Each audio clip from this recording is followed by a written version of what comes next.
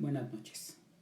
Hoy mi interés es hablarles acerca del sacrificio de nuestro Señor Jesucristo, que ya es inminente, recordarlo en esta semana. En modo de hacer una reseña de lo que ocurre el miércoles, la Biblia nos cuenta que en el relato de esta semana el miércoles fue un tiempo de retiro del Señor. Sin embargo, no es un tiempo para un retiro de descanso, sino fue un tiempo para la reflexión. Quisiera que me acompañaran en sus Biblias, por ello, al Evangelio según San Lucas, capítulo 9, verso 23. Quisiera hablarles acerca de las condiciones o la condición para seguir a nuestro Señor Jesucristo. Lucas 9, 23. Dice así: decía entonces a todos: si alguno quiere venir en pos de mí, niéguese a sí mismo, tome su cruz cada día y sígame. Vamos a inclinar nuestro rostro, acompáñenme ahí en sus casas a este tiempo de oración. Señor y Padre que estás en el reino de los cielos, quiero darte gracias, Dios. Gracias por este tiempo, Señor. Gracias por el tiempo que podemos pasar meditando en tu palabra. Quiero pedirte, Dios, que seas tú a través de tu Espíritu Santo el que habla a nuestros corazones, en el nombre de Cristo Jesús. Amén. Antes de empezar a analizar y desmenuzar este versículo 23 de Lucas 9, quisiera hablarles de algo que también tiene mucha relación con lo que va a ocurrir el día viernes. En la Biblia encontramos dos personas que tomaron madera para ser sacrificados. Uno de ellos es nuestro Señor Jesucristo, que tomó el madero en sus hombros y fue a ese lugar llamado Gólgota para ser sacrificado. Pero otra persona se encuentra en el Antiguo Testamento y es donde quisiera iniciar nuestro estudio el día de hoy. Quisiera que me acompañaran en sus Biblias a Génesis capítulo 22, verso 6. Génesis 22, versículo 6.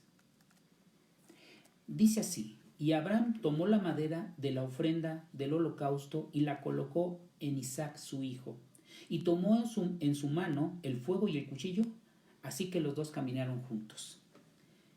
Este versículo nos habla de la respuesta de parte de Abraham al mandamiento de Dios. Dios le había ordenado en los primeros versículos de este capítulo 22, en el verso 1 al 5, que Dios le había dado la orden de sacrificar a su hijo Isaac. Debería de llevarlo a un lugar que le indicara a Dios sacrificado en holocausto. La respuesta de Abraham fue inmediata. Sin embargo, vale la pena recordar que en el capítulo 21 del libro de Génesis se nos narra la forma en la que Isaac había llegado a la vida de Abraham y de Sara. Él había nacido en su vejez. En consecuencia, esto pues era una prueba muy complicada, muy difícil para este hombre. Y obviamente esto nos habla de que Dios quería hacer algo en el corazón y en la mente de Abraham. De hecho, Pablo en la carta a los Hebreos nos dice que Abraham fue declarado justo delante de Dios debido a su fe. Se le considera a Abraham el padre de la fe por esta respuesta a esta demanda de parte de Dios. Ahí lo encontramos en el capítulo 4 de Romanos y en Hebreos 11 del verso 17 al 19, la forma en que Dios dice y declara que Abraham fue considerado justo. Hay mucho que contar acerca de esta historia, pero nuestro enfoque está en el versículo 6 de Génesis 22. Isaac llevó la madera para su propio sacrificio hasta la montaña, de la misma forma en que nuestro Señor Jesucristo tomó la cruz y fue hacia la montaña para ser sacrificado. Al leer esta historia en Génesis, surgen varias preguntas, pero hay una pregunta que a mí me gustaría revisar. ¿Qué edad tenía Isaac cuando se le pidió a Abraham que lo ofreciera en sacrificio? Hay muchos interrogantes acerca de esto. De hecho, la Biblia no nos da una respuesta directa a la edad de Isaac. No nos dice cuándo fue ofrecido por Abraham en sacrificio. Por tanto, no podemos concluir que nuestro entendimiento de este pasaje va a estar determinado por la edad de Isaac. Sin embargo, existe evidencia lingüística en el pasaje que nos permite comprender un poco más acerca de la edad de Isaac. Isaac era mayor de lo que normalmente pensamos. Posiblemente, y dada la investigación de algunos teólogos, posiblemente era un joven de más de 20 años de edad. En primer lugar, quiero dar algunos detalles para que veamos esta cronología. Sara dio a luz a Isaac cuando tenía 90 años de edad. Ahí se nos narra en Génesis 17:17. Ella tenía alrededor de 92 o 93 o posiblemente 95 cuando Isaac fue destetado, que es lo que se menciona en Génesis 21. Ella murió a la edad de 127 años, según se nos narra en Génesis 23:1. Cuando Isaac tenía 37 años de edad, después del nacimiento de Isaac, los eventos que se narran en el capítulo 21 de Génesis, también los eventos del capítulo 22, que se habla ahí de más o menos son un periodo de 35 años lo que transcurre ahí. Así es que se nos dice muchos días. En Génesis 21:34 también se dice la frase después de estas cosas. Así es que las alusiones sugieren que ocurrió algo de tiempo entre el nacimiento de Isaac y su sacrificio. En segundo lugar, el término muchacho, que se traduce como muchacho en la Biblia, es un término hebreo que es un poco flexible en su interpretación. Hace referencia a lo que nosotros generalmente pensamos que es un niño, pero en aquella época el significado era un poco más amplio. Va desde un bebé hasta un joven. De hecho, Absalón se le llama muchacho cuando en el libro de Samuel, segundo de Samuel 14:21, cuando en realidad ya era una persona adulta. Este término incluso se podía utilizar para un criado o para una persona que realizaba las labores de vigilante. Entonces también podía ser utilizado para un soldado o un líder de un batallón. Así es que los siervos inclusive de Abraham que los acompañaron son considerados también con la misma palabra, muchachos, esos jóvenes que lo acompañaron.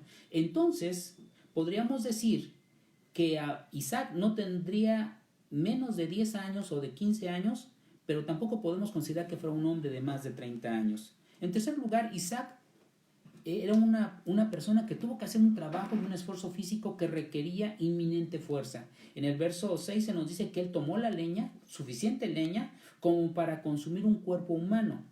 Obviamente este cuerpo tendría que ser puesto sobre esta madera y una persona muy joven sería incapaz de poder hacer esta labor, dado que Abraham no estaba cargando nada, él llevaba el fuego y llevaba un cuchillo. Así es que podemos decir que era un joven con suficiente fuerza y agilidad como para llevar una carga de madera hasta arriba de la montaña. Pero hay un relato extrabíblico que vale la pena mencionarles.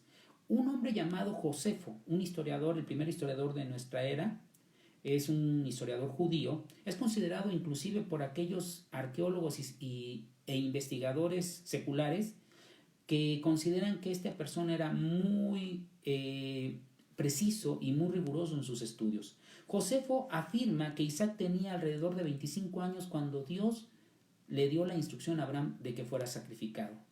Y no solo esto, nos narra, no sabemos qué fuentes tuvo, no sabemos de dónde obtuvo su información, pero nos narra lo que Isaac dijo cuando supo de la decisión de Dios de que su padre lo ofreciera en sacrificio. Y dice así esta historia: no era digno de nacer en primer lugar. Si rechazara el plan y la voluntad de Dios de mi propio padre y no me rindiera dispuesto a ambos placeres, incluso si esto fuera solo tu voluntad, mi padre, sería un error desobedecerte. Y de allí fue inmediatamente al altar. Esa es la cita de Josefo en sus escritos. ¿Cuál es la intención de que veamos este tema el día de hoy? Mi intención es que tengamos seguridad aún en los tiempos inciertos. Isaac confiaba en que su padre iba a obedecer la voluntad de Dios. Y no solo eso, debido a esto, Isaac, de manera voluntaria, tomó la madera y fue rumbo al sacrificio. Dios le estaba exigiendo a Abraham un precio muy, pero muy alto. Yo creo que muchos padres hoy en día difícilmente responderían de la forma en que Abraham respondió a Dios. Dios detuvo a Abraham de matar a Isaac en el momento preciso. Y no solo eso, le proporcionó un cordero que vino a ser sustituto del sacrificio de Isaac. Así es que Isaac y el cordero que fue sacrificado viene a ser un tipo de lo que Cristo habría de hacer en el futuro.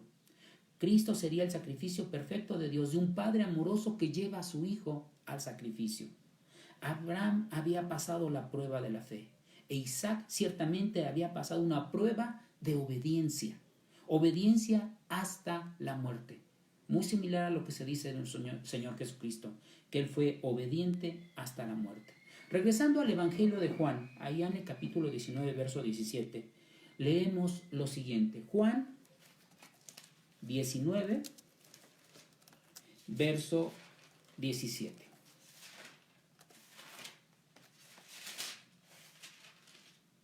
Dice así: y él salió llevando su cruz hacia el lugar que se llamaba de la calavera, y en hebreo Gólgota. Primero, quiero que veamos que fue la voluntad de Dios que Cristo fuera a la cruz y muriera en esa cruz. Isaías profetizó en el Antiguo Testamento que al Señor le agradó hacer trizas prácticamente al Señor Jesucristo en esa cruz como una ofrenda por nuestras culpas y pecados. Y a consecuencia de este sacrificio, Jesús vería una descendencia y prolongaría sus días y la buena voluntad de Dios prosperaría en su mano. El Padre se alegró de enviar a su Hijo a la cruz del Calvario, porque para Él la compra era más cara que el costo. En Juan 18:11 se nos dice que la copa que el Padre me ha dado, el Señor Jesús dice que Él no rechazó tomar la copa que el Padre le había dado. Y en Romanos 8, Pablo nos dice que Dios envió a su propio Hijo como una ofrenda por el pecado y condenó el pecado en la carne de Cristo. Lo que significa que mientras Cristo estaba colgado en la cruz, el Padre le echó toda la culpa del pecado para siempre y juzgó el pecado en esa cruz, allí en la persona de su Hijo Jesús, en la carne de su Hijo Jesús. Entonces, ¿quién crucificó a Cristo? ¿Fueron los romanos por miedo? ¿Fueron los judíos por envidia? ¿Fue Judas por dinero? Yo creo que la respuesta es no a estas tres preguntas. Fue Dios por amor a ti y a mí. Luego quiero que veamos otro punto de vista. Como en el caso de Isaac, Jesús podía haberse resistido a este sacrificio. Él tenía su propia voluntad. Solo nosotros tenemos nuestra propia voluntad. Somos responsables de las decisiones que tomamos. Jesús pudo haber declinado y decir, no vengo a la tierra. Pudo haberse resistido estando en la tierra a ir a la cruz. Es cierto, pudo hacerlo. Hay evidencia de esto en el arresto de Jesús en el jardín del Getsemaní, cuando una multitud fue con palos y espadas y antorchas para arrestarlo. Anunciaron que estaban buscando a Jesús de Nazaret. Cuando él dijo, yo soy, todos cayeron al suelo. No fue una sorpresa que se cayeran. Esperaban encontrarlo allí. Era el poder del Espíritu Santo el que hizo que esta multitud se cayera. Se permitió que los poderes de las tinieblas funcionaran para cumplir el propósito del Padre Celestial. Pero no iban a trabajar con dignidad. No se les permitiría la ilusión de que tenían el control total. Deberían haberse doblegado entonces y adorarlo.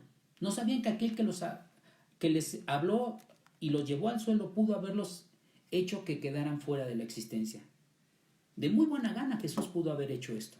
Sin embargo, el relato que Mateo nos da en esta escena del Getsemaní dice que Jesús le dice a Pedro que guarde su espada y le dice esto: ¿o crees que no puedo apelar a mi Padre y Él inmediatamente pondrá a mi disposición más de 12 legiones de ángeles? Pero su misión y el deseo de Jesús era cumplir las Escrituras, la voluntad del Padre, obedecer a su Padre. La prueba de obediencia, la prueba de confianza. Y encontrarse en una apariencia como un hombre, se habló a sí mismo, dice que al encontrarse en la apariencia de hombre, se hizo a sí mismo obediente hasta el punto de la muerte, incluso una muerte de cruz. Entonces Jesús tomó el madero sobre sus hombros y fue a su muerte. En el caso de Abraham, pasó la prueba de la fe. Dios no le exigió un precio tan alto, pero en el caso de Jesús, Dios no lo detuvo. Padre, Hijo y Espíritu Santo habían determinado antes de la fundación del mundo que sería de esta forma. Este costo fue muy alto. Cumplieron juntos lo que habían decretado.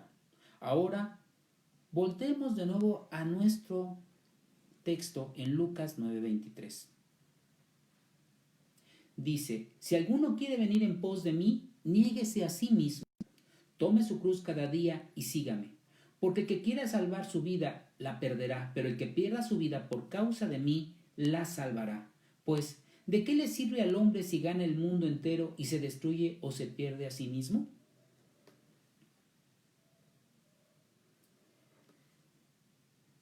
El Hijo del Hombre debe sufrir muchas cosas y ser rechazado por los ancianos y principales sacerdotes y escribas, y ser matado y ser levantado al tercer día. Jesús nos dice que si alguien quiere venir en pos de Él, debe negarse a sí mismo, tomar su cruz todos los días y seguirlo. Y también afirma que quien quiera salvar su vida la perderá, pero quien pierda su vida por causa de Él la salvará. Así es que primero debemos mirar lo que realmente significa negarnos a nosotros mismos. Acabamos de ver dos ejemplos. Uno en el Antiguo Testamento con la vida de Isaac y el otro de nuestro Señor Jesucristo. Isaac sintió, según el relato histórico de Josefo, que su objetivo más alto, su más noble propósito para nacer, era obedecer a Dios y obedecer a su padre como su padre obedeció a Dios. Este no es el tipo de abnegación que vemos en las religiones hoy en día, donde durante un periodo de tiempo se deja de lado la comida a través de ayunos o placeres mundanos con el propósito de meditar y de hacer ese ejercicio de introspección. Este no es el tipo de abnegación que vemos en las sectas donde se hacen votos de silencio para limpiar el alma y dar evidencia de una devoción. Ese es el tipo de abnegación que sigue el reconocimiento de que el único valor del hombre en su existencia es adorar y obedecer a Dios como el dador de la vida. Es el tipo de abnegación que reconoce que debido a nuestra naturaleza pecaminosa y nuestra tendencia a pecar, usurpa la autoridad de Dios sobre nuestras vidas. El yo debe ser negado y su voluntad cumplida. O nuestro propósito para la vida misma habrá sido dejado de lado y habrá sido desperdiciado. Esta es la mente que reconoce que una vida larga sirviéndose a sí mismo y a nadie más es una farsa total. Mientras que la vida más breve aquí, al servicio total de la voluntad de Dios, es la vida más plena y valiosa.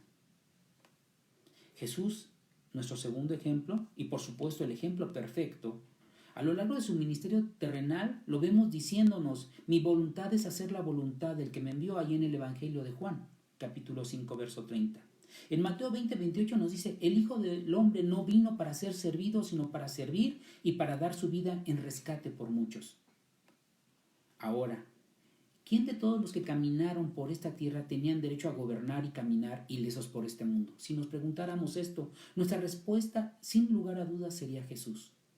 Sin embargo, su camino lo llevó a cumplir la voluntad del Padre, y esa era que Él muriera en la cruz. En Filipenses 2, versículos 6 al 8,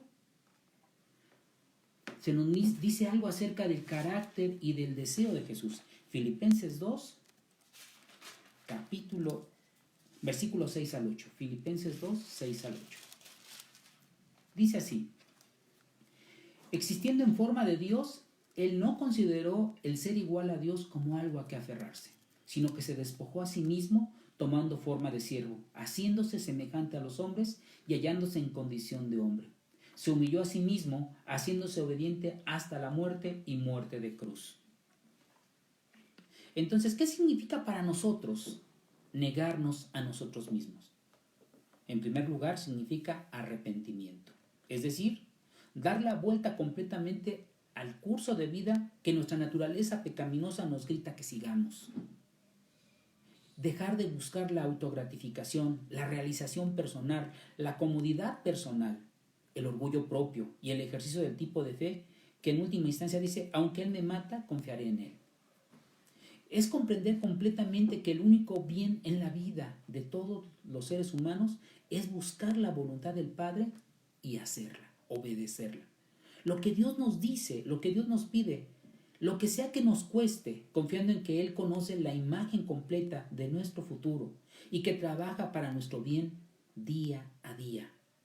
En Lucas 23 se afirma: y toma su cruz diariamente. El sentido común nos dice que Jesús no tenía la intención de que fuéramos literalmente crucificados en la cruz. La palabra clave aquí es diariamente. Si tomáramos esto diariamente, ¿solo lo haríamos una vez en la vida? La respuesta es no. Tendríamos que hacerlo constantemente. ¿Qué significa la cruz? ¿Cómo se menciona en este lugar? ¿Qué representa esa cruz? Bueno, la cruz representa morir. Cualquiera que se cuelgue de una cruz va a morir. Pablo dijo que murió a diario. Con esto quiso decir que hizo un esfuerzo consciente todos los días, sabiendo que su naturaleza de pecado era fuerte y que lo llevaría o lo llamaría a la comodidad y a la búsqueda de sí mismo si la escuchaba. Hizo un esfuerzo consciente por considerarse crucificado, Cristo, y por lo tanto muerto para una voz maníaca.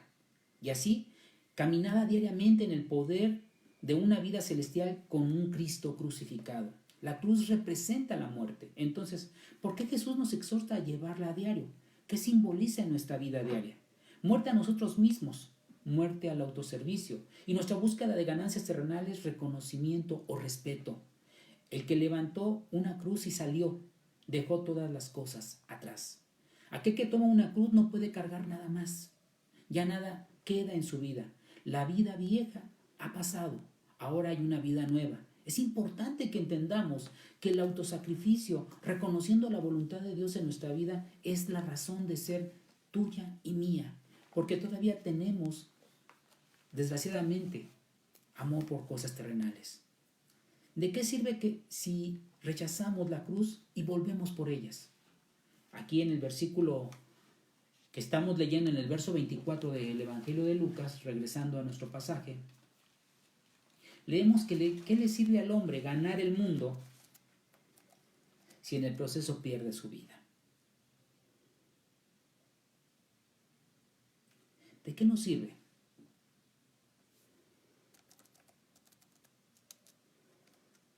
Creo que la voluntad de Dios es que nos entreguemos de manera completa, negarnos a nosotros mismos, soportar en su nombre todas las dificultades y tribulaciones y pruebas de la vida para que Él pueda ser glorificado. Eso le da valor a cualquier otra cosa buena en la vida. Solo en Él y por Él es que estas cosas que tenemos en la vida tienen valor. De hecho, las cosas que llamamos buenas en la vida, si abandonamos a Dios por ellas, se vuelven demoníacas si lo vemos desde esta óptica, porque se convierten en nuestros ídolos. Debemos llevar esa cruz como creyentes todos los días, no como algo simbólico, sino como algo literal en nuestro estilo de vida. Cuando nos exhorta que tomemos nuestra cruz y lo sigamos, lo implícito de este mandato, porque es un mandato, es dejar todo lo que podría restar valor a este propósito, ya sea bueno o malo. No estamos hablando de la cualidad de bondad o de maldad en lo que hacemos. La cruz no representa nuestras dificultades y pruebas, como alguien ha mencionado. La cruz representa la muerte ante cualquier influencia real sobre nuestras vidas. ¿Qué es lo que te está haciendo influenciable en tu vida? ¿Qué es lo que te resta interés por las cosas de Dios? ¿Qué es lo que obstaculiza que encuentres a Dios o que te acerques a Él? Esa es lo que tienes que quitar en tu vida. Es eso lo que la cruz tiene que quitar en tu vida. Así es que ya sean pruebas, ya sean logros, ya sean metas, incluso amores, deben de ser menores que el amor por Dios. Él solo cuando estás en otras preocupaciones de la vida, cuando toman una perspectiva adecuada. Quiero decirlo de una manera diferente. Cuando tú te enfocas solamente en los asuntos de la tierra y dejas de ver al cielo, quiere decir que tú has dejado de tomar tu cruz. Nunca olvidemos que la obediencia de Cristo en todas las cosas siempre fue agradable al Padre. Y la aprobación del Padre era la obra que el Señor Jesucristo quería demostrarnos. Y fue tal su obediencia que Él resucitó de los muertos y pudo entrar en la gloria nuevamente. Si nosotros hiciéramos un recuento de esto y en este momento tuviéramos que partir delante del Señor, ¿cómo estaría nuestra balanza? ¿Habríamos tomado nuestra cruz día a día? ¿Habríamos dejado que esa cruz quitara y fuera eliminando las cosas que eran desagradables a Dios? O tendríamos algunas cosas que para nosotros son obstáculos para seguir y honrar a Dios. En Filipenses 2, nuevamente del versículo 6 al 11, leyendo el pasaje completo, vemos que el resultado de la obediencia del Señor Jesucristo fue mucho mayor. Dice, existiendo en forma de Dios, Él no consideró el ser igual a Dios como algo a que aferrarse, sino que se despojó a sí mismo, tomando forma de siervo, haciéndose semejante a los hombres, y hallándose en condición de hombre, se humilló a sí mismo, haciéndose obediente hasta la muerte y muerte de cruz. Por lo cual también Dios lo exaltó hasta lo sumo y le otorgó el nombre que es sobre todo nombre, para que en el nombre de Jesús se doble toda rodilla, de los que están en los cielos, en la tierra y debajo de la tierra, y toda lengua confiese para gloria de Dios Padre que Jesucristo es Señor. En Lucas 9:23, sígueme, tenía en mente un lugar muy específico, la cima del Golgota. Hablamos de experiencias en la cima de la montaña a veces. Hablamos de que lugares, algunos invitan a que se vaya a orar a la montaña. Pero pocos hablan de que tenemos que ir a entregar nuestra vida en esa montaña, diariamente. En el lugar donde te encuentras puedes poner esta montaña de manera imaginaria. Tenemos que tomar nuestra cruz y llegar a ese punto alto y ser sacrificado. La obediencia es el único camino para la bendición. Quiero ser muy claro en esto. La vida eterna es un regalo de Dios, pero la obediencia es el único camino para ser bendecidos. Nunca olvides, hermano, nunca olvides que Él está contigo. Dios honra la fe y la recompensa. Y recompensa más la obediencia siempre que excede por mucho el sacrificio. Decir que confiamos en Dios, pero no obedecerle, es una contradicción. Si eres hijo de Dios, si crees que Dios es en verdad tu Padre Celestial, si crees que Dios envió a su Hijo a morir en una cruz, si crees que Jesús murió por tus pecados, qué bueno, gloria a Dios. Pero no es suficiente. Dios nos llama a ser obedientes. A Abraham se le dijo que sacrificara a su hijo. Isaac se convirtió en una gran nación y recibió una promesa a través de su obediencia. Cristo ha sido muy exaltado por encima de todo nombre y ahora está sentado a la diestra del Padre. Y lo que nos dice Filipenses es que Dios también lo exaltó. Y ese es un llamado para todos los que somos hijos de Dios. Si tú quieres ser exaltado por Dios, tienes que ser obediente. Toma tu cruz y sigue a Cristo.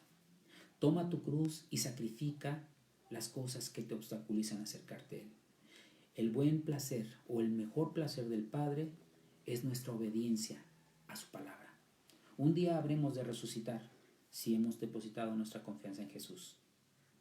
Pero lo más importante es en qué lugar estamos en este momento. Quiero leerles Primera de Pedro, capítulo 5, verso 6.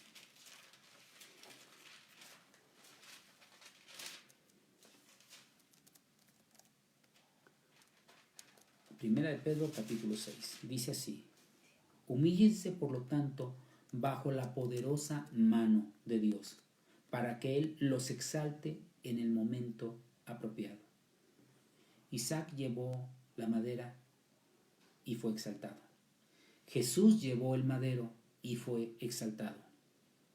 Ambos caminaron acompañados del Padre, de su Padre. Ambos fueron hasta ese lugar de sacrificio y Dios los exaltó. No tengas miedo de tomar ese madero en tu vida. Nuestro Dios Trino camina contigo. A cambio de tu vida, Él te dará una nueva vida y más abundante. Humíllate, por tanto, bajo la poderosa mano de Dios, para que Él te exalte en el momento apropiado. Tú y yo buscamos que nos exalte. Vivimos tiempos de adversidad y vivimos tiempos de incertidumbre, hermanos. Tenemos temores reales acerca de una enfermedad, una pandemia. Pero el Señor nos pide que nos humillemos bajo su poderosa mano. Él exige que tú y yo tomemos nuestra cruz. Hoy tomaste tu cruz y seguiste al Señor. porque Él quiere exaltarte y está esperando el momento apropiado. No retrases más tu obediencia a Dios. No retrases más tu respuesta a este mandato de parte de Dios. El que quiera venir en pos de Cristo debe tomar su cruz y seguirlo. Este es un mandamiento para ti y para mi hermano. Hoy tenemos que tomar esa cruz. Tomar la cruz implica humillarnos delante de Él, bajo su poderosa mano, para que Él te acompañe. En el momento en que Cristo fue crucificado, el Padre lo iba acompañando hasta ese lugar, hasta esa cruz.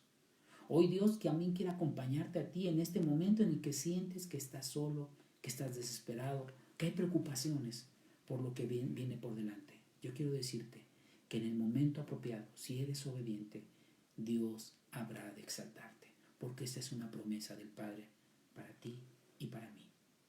Vamos a inclinar nuestro rostro y vamos a ponernos en manos de Dios.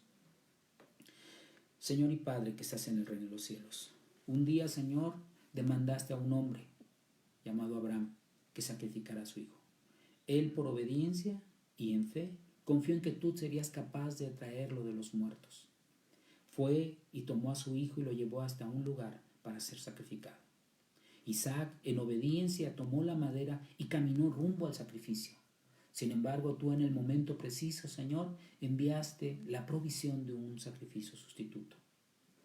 También a nuestro Señor Jesucristo, tú le ordenaste tomar una madera, tomar una cruz y caminar hacia un lugar llamado Gólgota. Ahí fue sacrificado y murió por nuestros pecados. Pero ahora, Señor, tú lo resucitaste. Y esa es la mayor promesa que tenemos nosotros. Que si somos obedientes, Señor, tú habrás de resucitarnos algún día y habrás de exaltarnos, Señor. No sabemos la forma, no sabemos la manera. En el momento preciso, tú habrás de exhortarnos. Porque tu poderosa mano está, Señor, sobre tus hijos.